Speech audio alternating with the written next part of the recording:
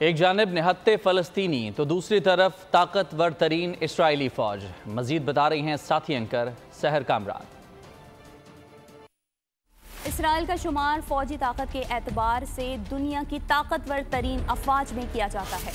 इसे दिफा के शोबे में सालाना अमरीका से 3.8 बिलियन डॉलर की इमदाद भी मिलती है। साथ ही साथ इसराइली मुसल्लह अफवाज 1,69,000 दस्तों पर मुश्तमिल है, जबकि 4,65,000 रिजर्व फौज इसके अलावा है।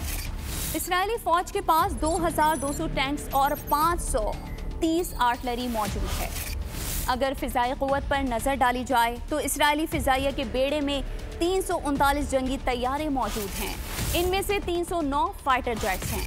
इसके अलावा इसराइली एयरफोर्स के पास 196 F-16, 83 F-15 और 30 F-35 मौजूद हैं। इसके अलावा 142 हेलीकॉप्टर्स और 43 अपाची हेलीकॉप्टर्स भी इसराइली एयरफोर्स का हिस्सा हैं।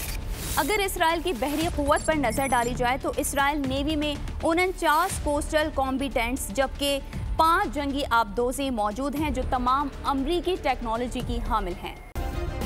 सब्सक्राइब करें और बेल दबाएं ताकि कोई खबर रह न जाए।